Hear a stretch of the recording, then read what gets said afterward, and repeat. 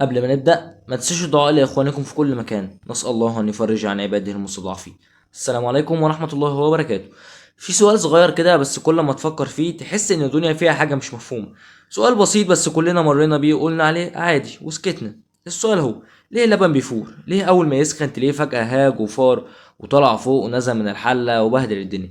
يعني يا عم المية بتغلي عادي، تطلع فقاقيع كده وتغلي بهدوء، الشاي يغلي ويعمل صوت وريحة حلوة، انما اللبن يسيب الحله ويروح على البوتاجاز كانه بيهرب من النار ويبهدل البوتاجاز. طيب ليه اللبن بيعمل كده؟ تعالوا نفهم واحده واحده. اهلا بيكم في قناه سؤال في السريع. انا مصطفى بسيوني والنهارده هنجاوب على سؤال: ليه اللبن بيفور مش بيغلي؟ بس لو لسه جديد في القناه ما تنساش اللايك والاشتراك في القناه وتفعيل زر الجرس عشان يوصلك كل جديد. عاوزين نوصل الفيديو ده ل50 لايك. يلا بينا. اول ما اللبن بيبدا يسخن بتحصل حاجتين مهمين جدا: الميه اللي فيه بتبتدي تسخن وتتحول لبخار، والوش اللي بيظهر فوق ده مش صدفه، ده بيلعب دور كبير جدا. طيب نبدا من الاول. اللبن مش مجرد سائل ابيض وخلاص، ده خليط معقد جدا من ميه وبروتين ودهون ولاكتوز واملاح وانزيمات، وكلهم عايشين مع بعض في سلام لحد ما تيجي انت وتسخنه. اول ما تسخنه الميه اللي جواه بتبتدي تسخن وتتحول لبخار، وده الطبيعي. لكن في نفس الوقت الدهون والبروتينات اللي في اللبن بتبدأ تتغير وتتكون حاجة اسمها الوش ده عبارة عن طبقة من البروتين والدهون اتجمعت على السطح بسبب الحرارة، بس الطبقة دي عاملة زي غطا محكم، يعني البخار اللي طالع من جوه مش لاقي طريق يخرج بيه، وهنا بتبدأ الكارثة. كل ما اللبن يسخن اكتر البخار يزيد، بس الوش مش سايب له مكان يخرج، فبيبدأ البخار يتجمع يتجمع يتجمع، وفي لحظة معينة الضغط يبقى عالي جدا لحد ما اللبن يعمل ايه؟ يفور. بس مش فوران عادي، لا ده انفجار صغير، لان البخار اللي اتحبس تحت الوش بيكون زق اللبن كله لفوق وطلع بقوه رهيبه. يعني نقدر نقول ان اللبن بيفر لانه اتخنق، البخار اتخنق تحت طبقه الدهون والبروتين وقرر يهرب باي طريقه، وهي دي اللحظه اللي تلاقي فيها اللبن طالع من الحله بسرعه جنونيه ومغرق الدنيا. بس خد بالك ده مش بيحصل مع اي سائل تاني. ليه؟ عشان مفيش وش. الميه اصلا بخارها بيطلع بسهوله، مفيش حاجه ماسكه البخار، لكن اللبن الوش بيمسك البخار، فالبخار بيقرر ينفجر. سؤال بقى مهم جدا: ليه ما بنلحقش نشوف اللبن وهو بيغلي؟ يعني تسيبه شويه ترجع تلاقيه فور. الاجابه: اللبن ما بيديكش علامات واضحه قبل ما يفور، الوش بيغطي كل حاجه بتحصل تحت. يعني حتى لو في فقاقيع او غليان بسيط انت مش هتشوفه، الوش واخد السطح كله ومغطي الموقف كله.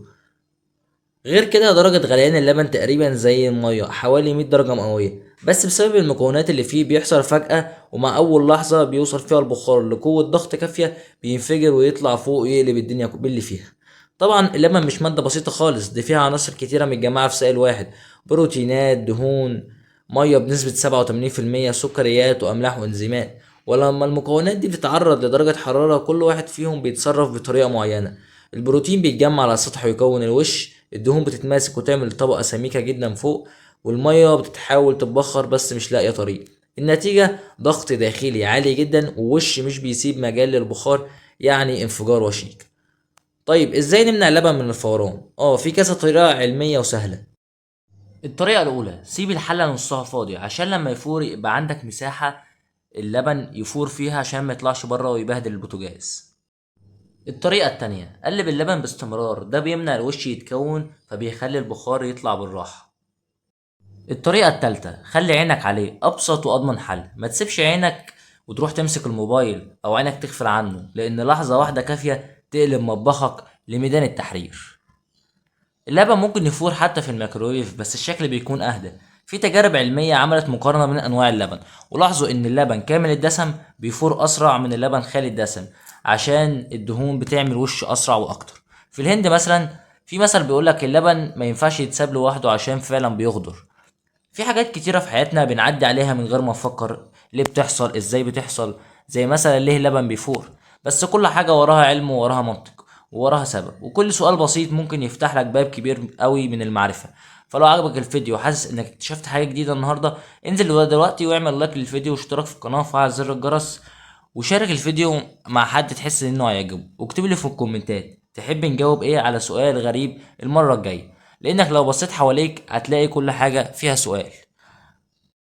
نورتنا ال5 دقايق، شكرا على المشاهدة والسلام عليكم ورحمة الله وبركاته.